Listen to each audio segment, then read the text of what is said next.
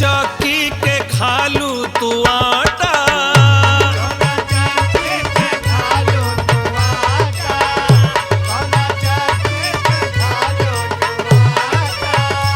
दिनों दिन तोहर देह गदराता,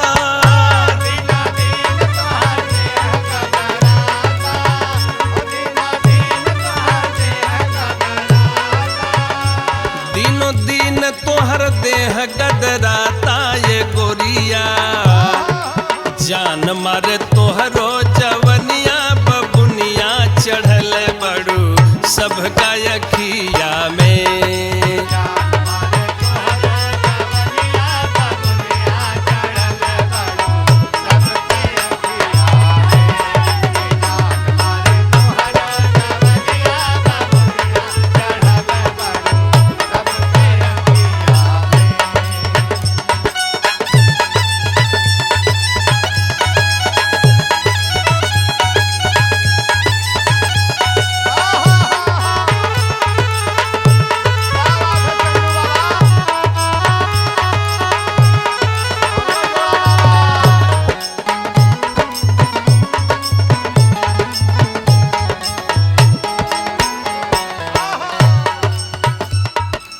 आँखी में काजर सोहे माथ बूना, सजल रूप बाटे लगेलू नमूना।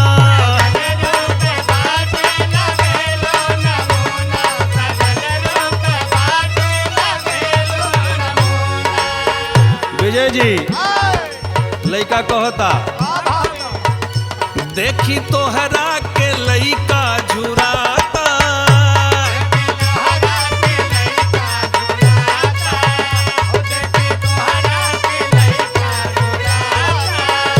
सुख के भइल जनेरा के ढाठा,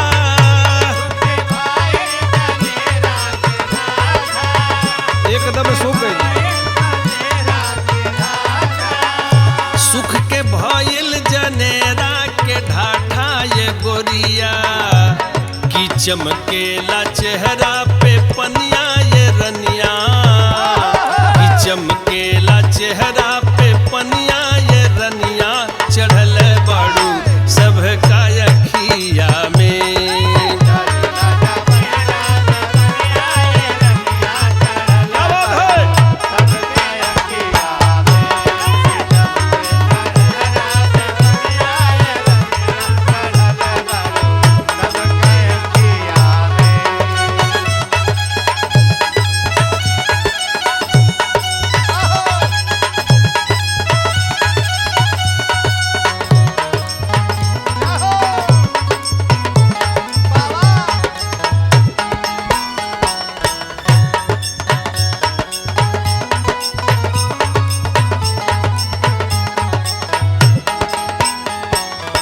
सोनू भाई सबके दीवाना बना के घूमताड़ी, लइका पीछे पीछे परेशान बा दिनेश जी। अब विजय जी के देख ला, इहो दिन भर घूमत रहेला।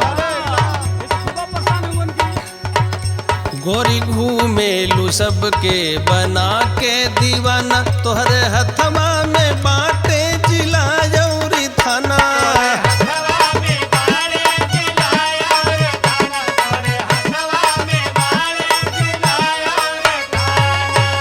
चारों ओर शोर हो गई बा, तोहर चर्चा बजरिया में होला,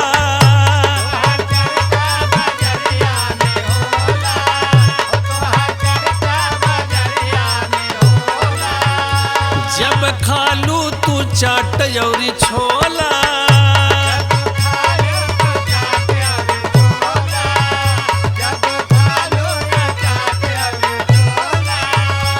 जब खालू तू चाट यौरी छोला ये गोरिया, की गोरे गोरे गलवा पे चमके नथुनिया,